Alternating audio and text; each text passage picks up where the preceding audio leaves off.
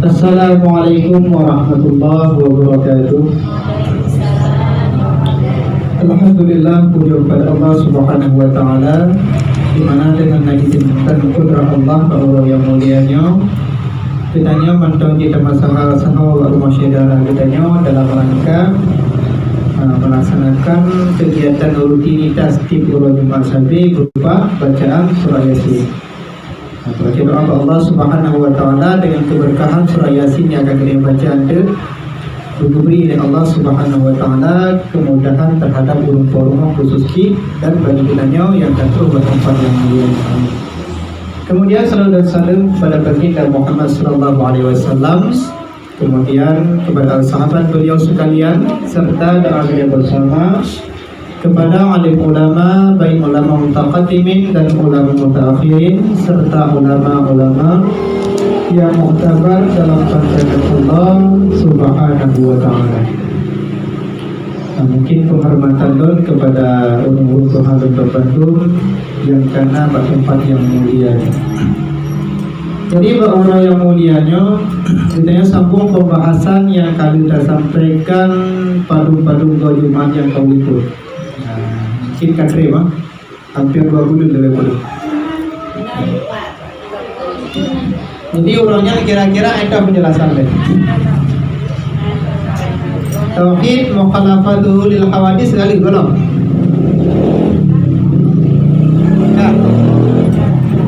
Kabeh belum?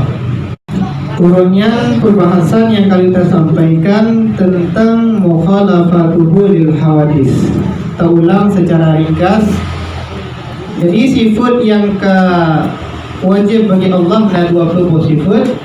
Yang keempat daripada 20-nya adalah mukhalafatuhu lil hawadis. Hana sama Allah dengan makhluk yang kata sampaikan ikut. Jadi pemandang gerak-gerik tayo hana sama dengan pu yang na ba Allah Subhanahu wa taala. Tanya na anggota na jaro nagaki ba Allah taala hana jaro hana gaki. Pu yang na pada diri gedanya hana pada Allah dan pu yang na pada Allah hana pada diri gedanya. Yang makna mukhalafatuhu lil hawadis. Yang makna daripada mukhalafatuhu lil hawadis dalam artian apa? Allah hana serupa dengan makhluk dan makhluk pun hana serupa dengan Allah.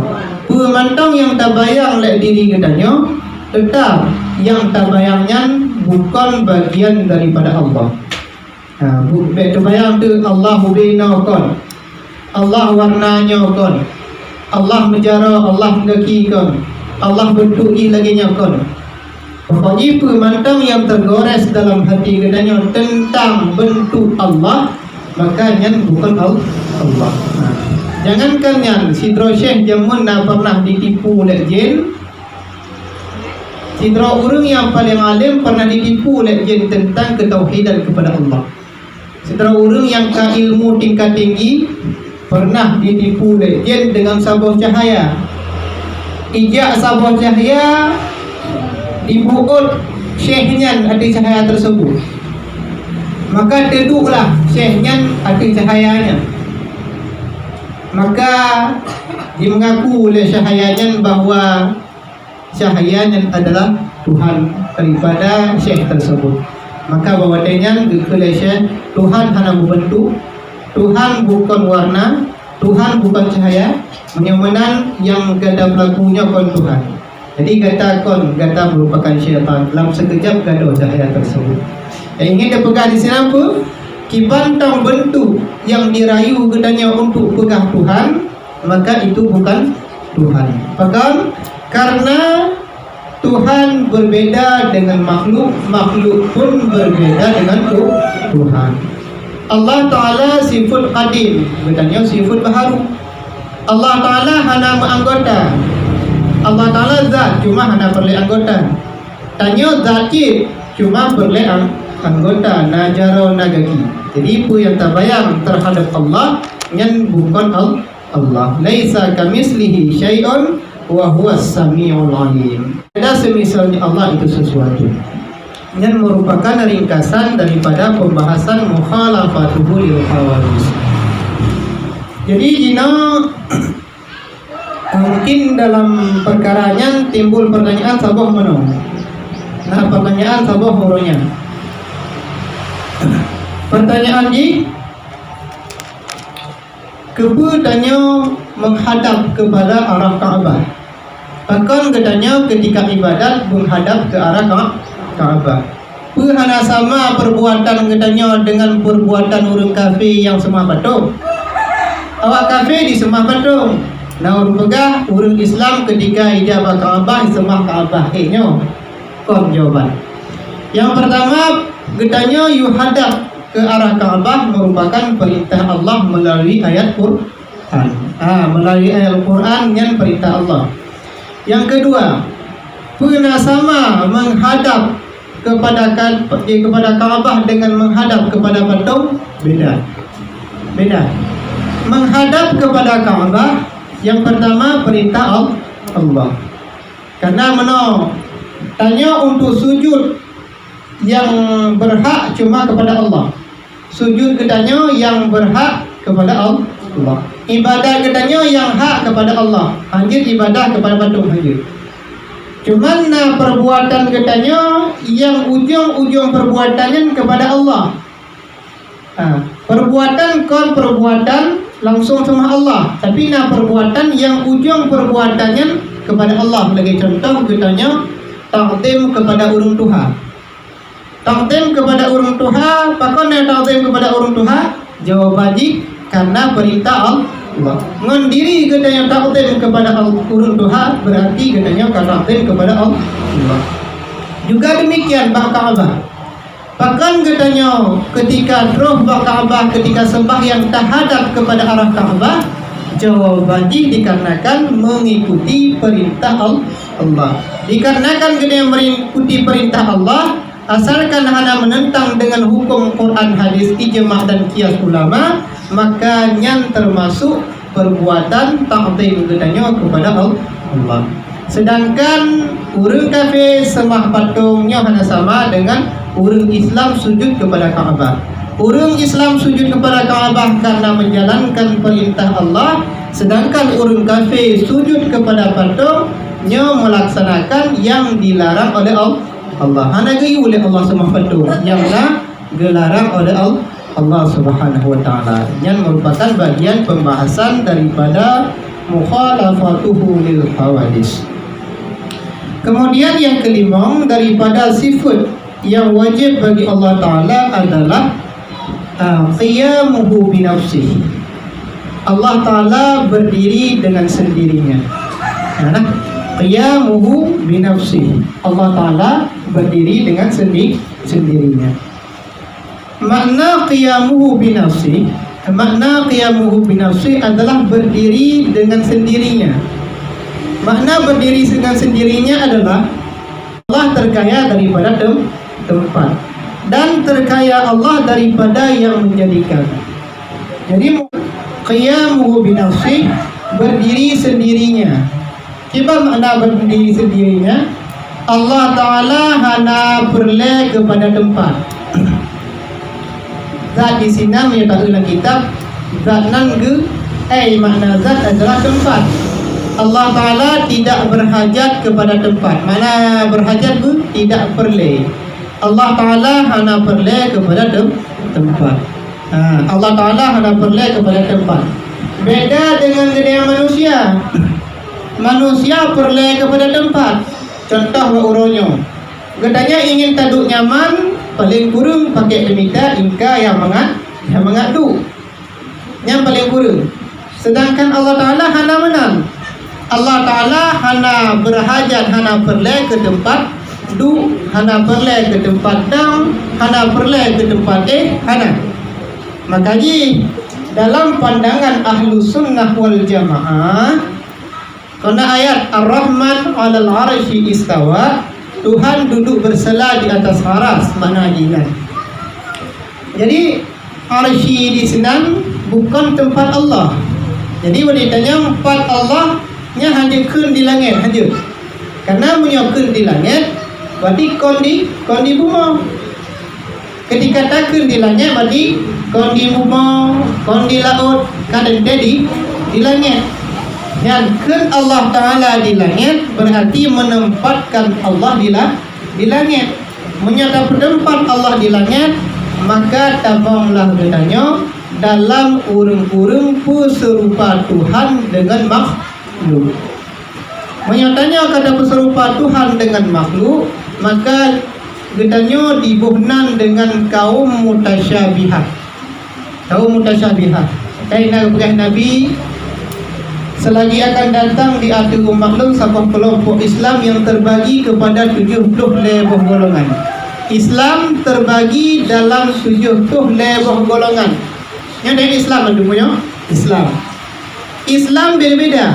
Mungkin Islam kedua sama pandangan Ahlus Sunnah wal Jamaah. Tapi yang dikira Nabi 70 lebuh bagian, 72 bagian daripada Islam tersebut, awaknya mengucap 2 kalimah syahadah saja.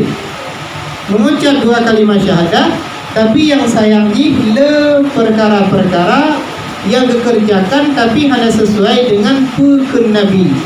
Termasuk ina yang dilindungi oleh negara tentang Ahmadiyah. Ahmadiyah Syiah pada tak tu di lewatnya Syiah dilindungi, Muhammadiyah dilindungi. Syiahnya awalnya hendak diakui Nabi Muhammad sebagian komando. Nah, Syiah yang diakui Nabi Muhammad. Tauhid Nabi awalnya Sayyidina Ali. Awalnya tetap diakui Allah, tapi hendak diakui Nabi Muhammad sebagai Nabi.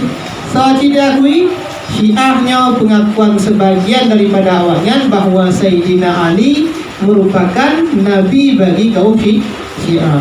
Makanya awak Syiah ketika bulan-bulan khusus, bulan-bulan Asyura, kena tak wadifi awak tak ada arah, kita ada orang muda yang merupakan bagian daripada kaum Syiah. Maka yang pertama, Allah Ta'ala terkaya daripada tempat. Mufam terkaya daripada tempat. Allah Ta'ala hana perleh ke tempat tu lagi dengan duduknya, hana perleh Allah. Hana perleh ke tempat dang lagi tempat yang ajak berjalan. Hana perleh tempat lagi spray katanya, hana perleh Allah. Hana berhajar. Menyamanan kiban, hana perleh tanya kiban bentuk Allah, kiban keadaan Allah. Yang penting katanya akui bahawa Allah merupakan sebuah zat yang wajib wujud. Kita akui bahawa Allah Ta'ala merupakan zat yang wajib wujud. Yang pertama.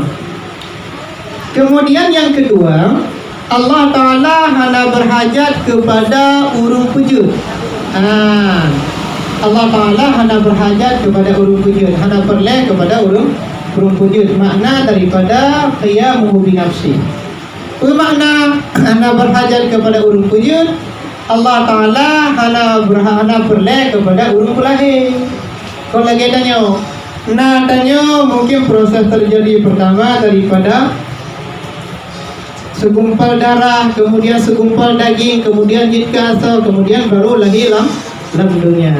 Yang proses kita dicipta. Sedangkan Allah Ta'ala hana laginya. Makanya pakan urang Islam hang diterima ketika Nabi Isa ikut anak Tuhan, hang diterima pakan. Karena Allah Ta'ala hana mana. Toh je, qul huwallahu ahad. Katakan olehmu, hai Muhammad, dianya Allah itu satu, lam yalid wa lam yulad. Allah tidak beranak, hana anak Allah Ta'ala. Mendiri ayatnya itulah Allah, Isanya anak Tuhan. Anak dalam Islam, Isanya adalah Nabi. Allah tidak beranak dan tidak diperanakkan. Serta pandangannya bukan tertolak dengan diri ayat surah Al-Ikhlasnya. Qul huwallahu ahad, katakan hai Muhammad, dianya Allah itu satu. Katakan hai Muhammad, dianya Allah itu satu. Lam yalid wa lam yulad. Allah tidak beranak dan tidak diperanakkan orang. Allah hana anak dan Allah Ta'ala hana ma. Lam yalid wa lam yulad wa lam yakul lahu kufuwan ahad. Dan tiada semisalnya Allah itu sesuatu. Hana sesuatu misal Allah. Hukumnya apa? Allah Ta'ala hana sama dengan pu yang na dalam dunia ini. Pemantang yang terbayang tentang Allah, maka itu bukan Allah. Laginya terbayang dia lagi robot kon Allah. Bentuknya dan aku menoraya banyak kon Allah. Ibadat Allah, wallahu a'lam bis-shawab. Hanya Allah yang mengetahui tentang Allah Subhanahu wa taala. Maka hati-hati ketika anak bertanya temannya, mbak tanya orang ada pegang. Mak, pat Allah mak, pat Tuhan tanya, nyan hanya pegang langit. Hanya pegang langit. Bahkan karena di langit Allah menempatkan Allah di langit, menentang dengan ayat Allah, walam yakul lahu kufuwan ahad. Tiada semisalnya Allah itu sesuatu.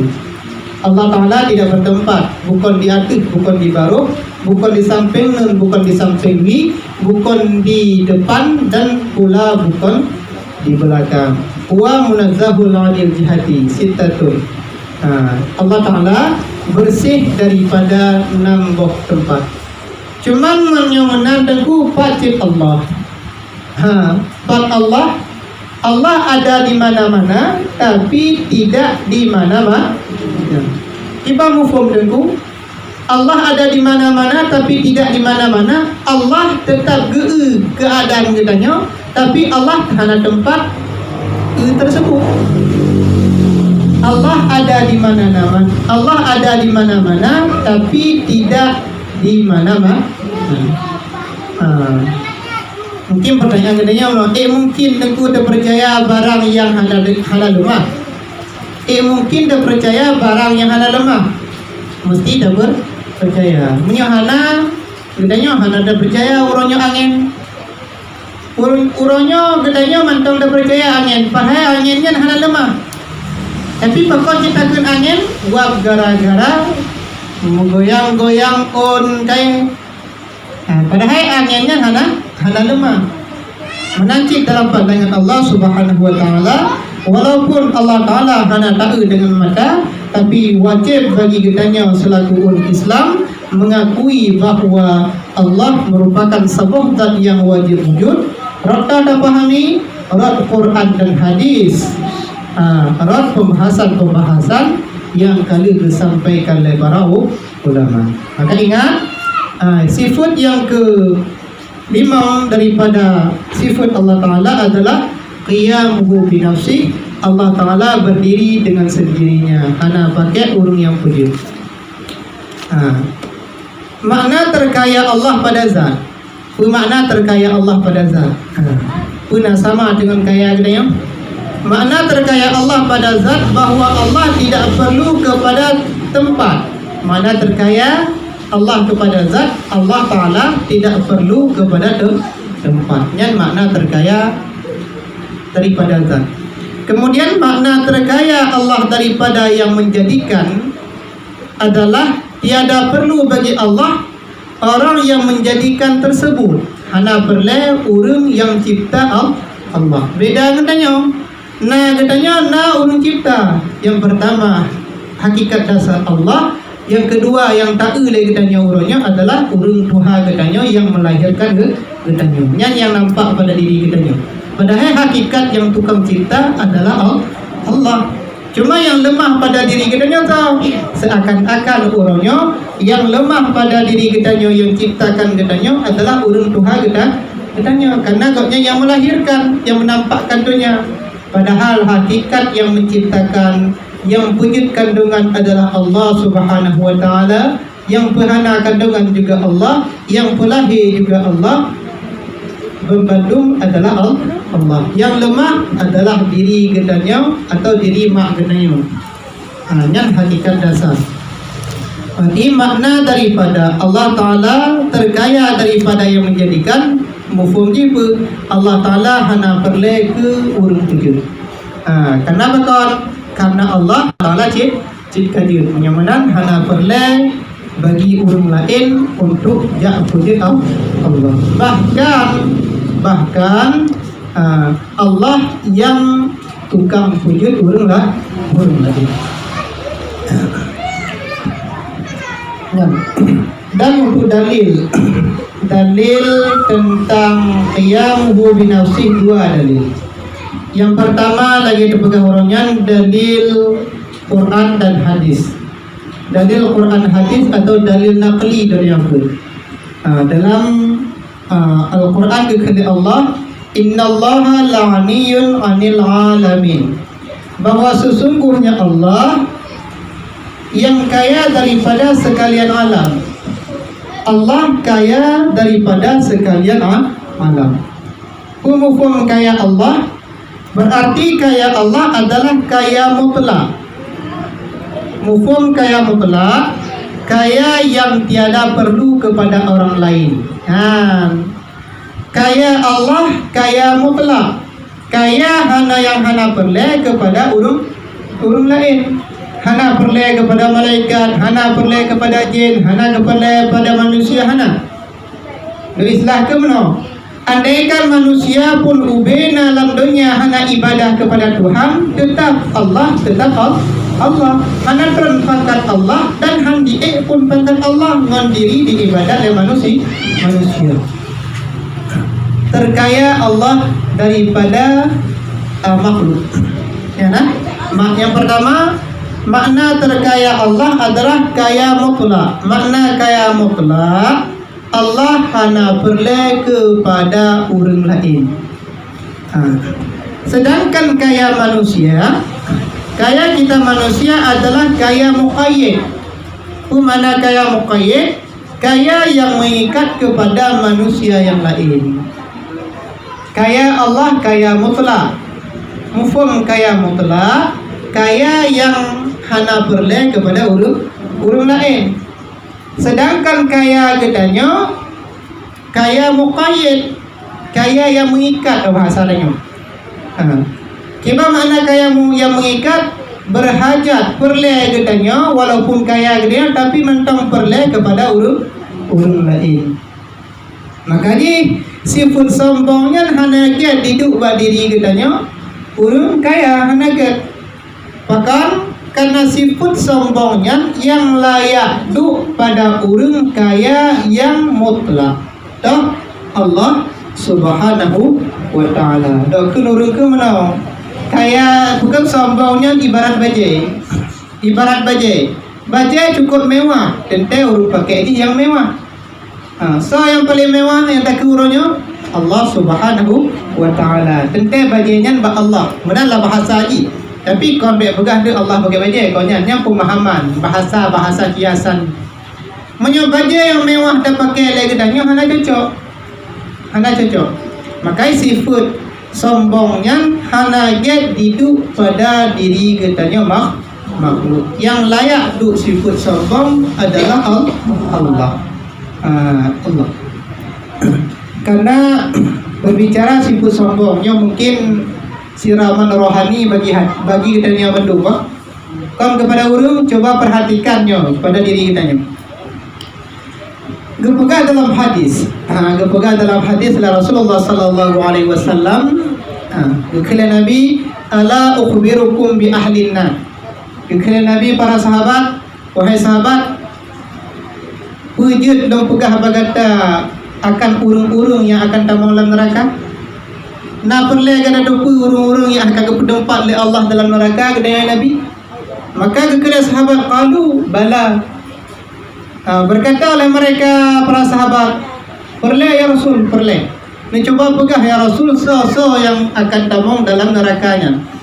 Maka qala kullu atulin jawatin mutakabbir. Maka kepada Nabi yang akan tamang neraka adalah mereka semua orang-orang yang keras, lagi yang kasar, yang keras, lagi yang kasar, lagi yang tamak, lagi yang takabur. Yang perlahan takabur, sifat sombong. Dan sifat sombongnya hanya perlahan kalau kepada orang lain. Hanya perlahan kalau kepada orang lain. Coba koreksi diri kitanya. Pernah sifat sombong atau wahana? Nah atau wahana? Jawabannya pasti nama dulu. Pasti nama dulu. Hana raya ukur. Karena tingkatan sombongnya beda-beda lagi. Nah tingkatan sombong le harta, sombong ni harta. Nah tingkatan sombong ni lagak rupa. Orang lain berupa, sombong ni harus lagak rupa. Nah tingkatan ji sehat badan, urang lain sakit. Nah sombong ji rot sehat badan. Nah sombong ji rot diri pangkat. Urang lain hana pangkat, sombong rot pangkat. Bang Bandung na jalan sombong, jadi hana perleh dah koreksi, oh dia kaya sombong aja. Tanya kadang-kadang lebih sombong.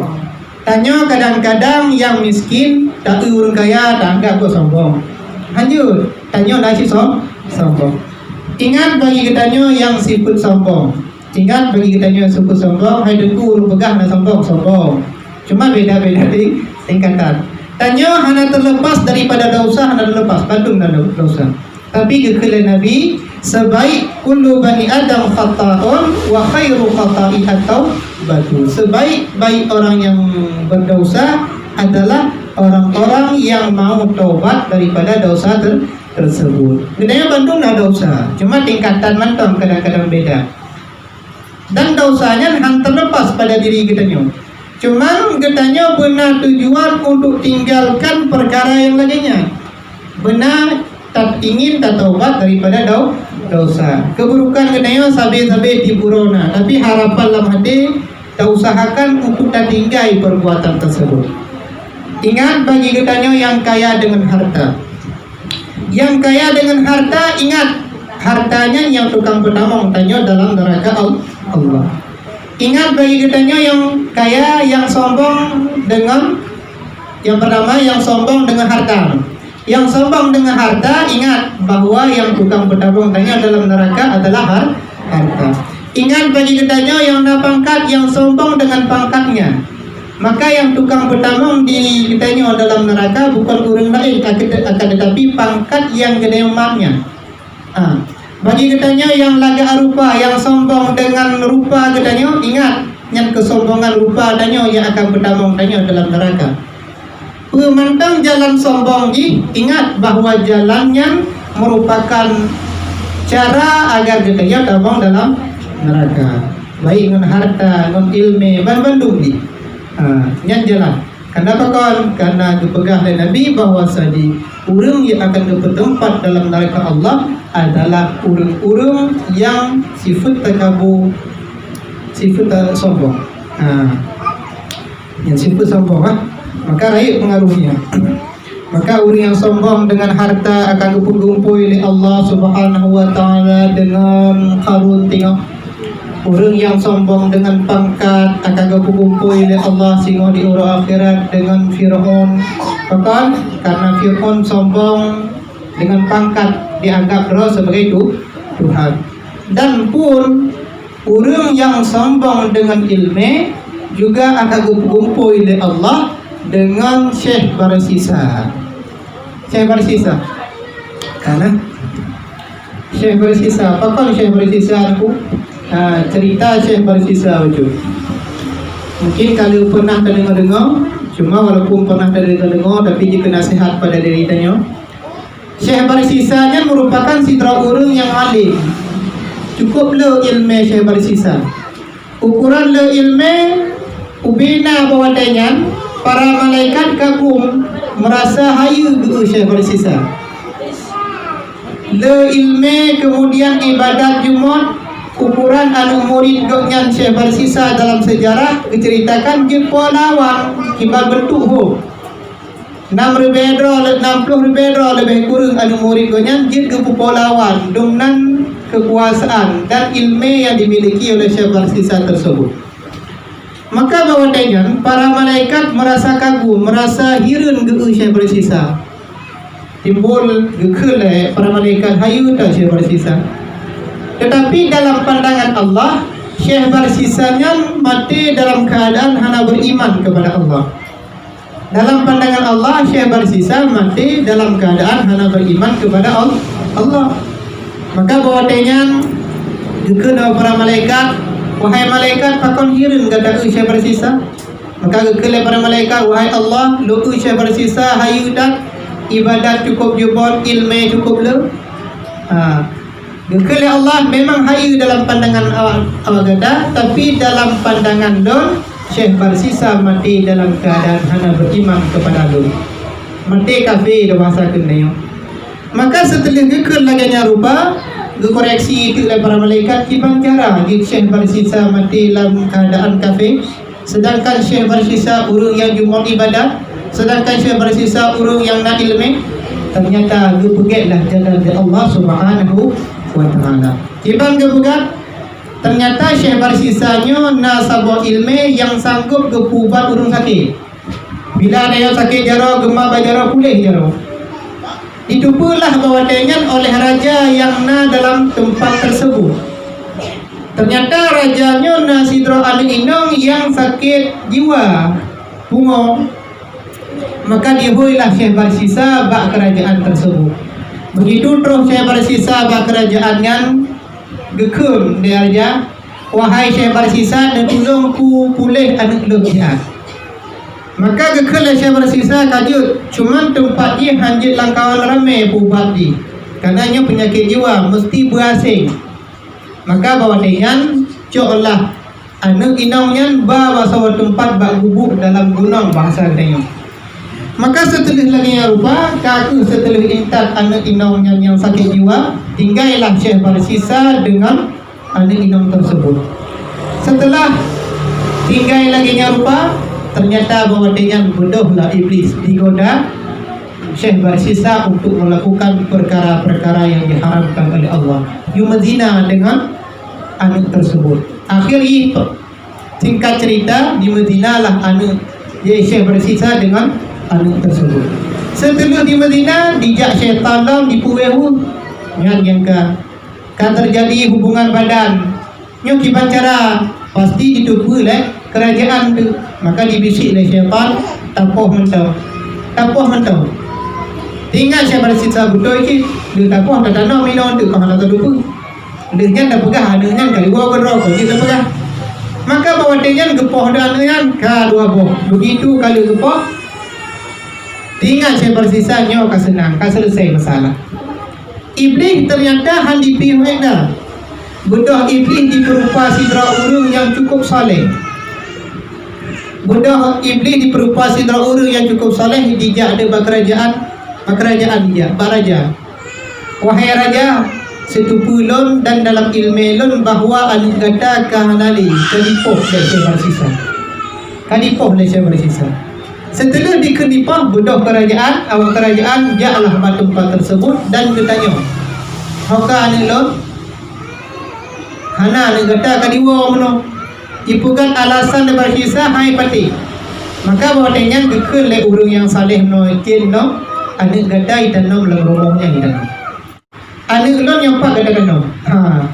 Jadi bawatannya dikulah ternyata menandiku ternyata betul anaknya kalipoh dan Syekh bersisa. Coklah Syekh bersisa gepua kerajaan jatah koh daku. Begitu jatah koh daku ijak alam iblis. Ijak alam iblis pegang Syekh bersisa. Wahai Syekh bersisa, gata urutnya betul aku. Bila gata patih pu yang lungkunnya, maka gata selamat. Pu gata aku tak sujud pulun. You sujud bak iblis.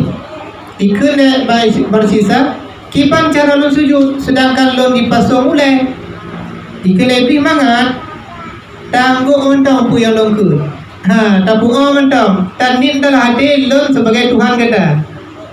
Ternyata le kejadian laginya Syekh bersisa pi diakui laginya tunduk kepada iblis. Isi nagu mati Syekh bersisa dalam keadaan hana beriman kepada Allah. Le dinin lagi rupa dukoh taku raja. Wap gara-gara sombong ternyata jamun cerita awal ininya. Penyebab Syekh bersisa je lagi rupa sombong Syekh bersisa terhadap Quraisy jamun. Nah cerita awal cerita lain penyebab sombong Syekh bersisa nya gara-gara nya ke gepulebah oleh Allah gepudempat oleh Allah Syekh bersisa nya dalam neraka Allah dengan gebuka cara lain. Yaitu cara ini adalah dengan pancung dan takdim Syekh bersisa kepada iblis. Makanya orang yang sombong dengan ilmu akan bertempat oleh Allah dengan Syekh bersisa sehingga di urut akhirat. Maka awal Itu nak perhatian. Kemudian yang dalil nakli. Kemudian dalil akal untuk tauhid Allah. Yang pertama, kalau Allah membutuhkan kepada tempat, Allah takkan berperlai kepada tempat yang berdiri dengannya tempat, maka Allah itu sifat. Menyatakan Allah Ta'ala perlai kepada tempat, maka Allah Ta'ala bukan tak, akan tetapi sifat. Maka karena sifatnya duduk pada zat. Lagi contoh warna putih. Warna putih duduk bak kaya. Yang kaya dikena zat, warna putihnya dikena sifat. Menang Allah Ta'ala bukan sifat, akan tetapi Allah Ta'ala zat. Makanya sifat, sifat 12 wujud qidam baqa, wujudnya sifat zati. Sedangkan qiyamu binafsih wadaniyah ar-Rahman ar-Rahim yang merupakan sifat Allah je. Yang sifat Allah yang duduk pada Allah. Lagi contoh tanya get akai itu. Yang get akainya sifat. Di mana get akainya duduk pada diri kita tanya zat ikut. Get akainya sifat. Tanya get zat ikut. Bro akai tanya sifat. Jadi sifat bro akainya yang bertempat pada zat. Wujud zat. Wujud qidam baqa mukhalafatuhu lil hadis qiyamuhu binafsi. Kemudian sifat Allah ar-Rahman. Allah Maha Pengasih lagi Maha Penyayang. Sifat ar-Rahman yang kepuduk pada sifat wujudi, sifat zati, yaitu kepuduk pada Allah. Maka akan Allah yang penyayang, Allah yang Maha Kasih Sayang, Allah yang Maha Memberi, yang merupakan sifat kata-kata memberinya. Jadi nak pegang bahawa zat Allahnya bukan sifat, akan tetapi zat Allahnya merupakan zat di mana orang lain akan berhajat kepada Allah. Dan ini kebun sebagaimana warna putih yang berdiri kepada kayu, warna putih yang berdiri kepada kayu, maka warna putih itu adalah sifat. Warna putihnya sifat. Maka ada beda mana antara zat dengan sifat beda. Sifat duduk di atas zat, katanya belajar lebih banyak. Sifat dia duduk di atas zat. Ibugah sidra urung get akai. Urungnya zat, get akainya sifat. Sidra urung bro akai. Nyan bro akai nyan sifat. Urungnya zat. Berarti sifat bro-nya duduk di atas urung. Bukan tak siksa, bukan tak poh urungnya karena berakai, karena sifat maka layak apa urungnya karena sifat berakai pada urung tersebut. Maka yang didang pada zat tersebut dinamakan dengan sifat. Yang didang pada zat dinamakan dengan sifat. Maka dia benar pegang seperti contoh putih. Punya putih didang pakai, maka putihnya adalah sifat, kayanya merupakan zat. Kemudian ditutup, dan Allah tidak berhajat kepada yang menciptakan, karena Allah yang menciptakan. Allah tidak berhajat kepada yang menciptakan, karena Allah yang tukang cipta. Kalau kita katakan Allah berhajat kepada yang menciptakan, maka Allah Ta'ala sama dengan makhluk. Menyatakan Allah Ta'ala na urung pujit, menyatakan sama lagi tanya na urung pujit, maknanya dah kerja lah. Berarti mustahil pada Allah na urung pujit. Mustahil pada Allah na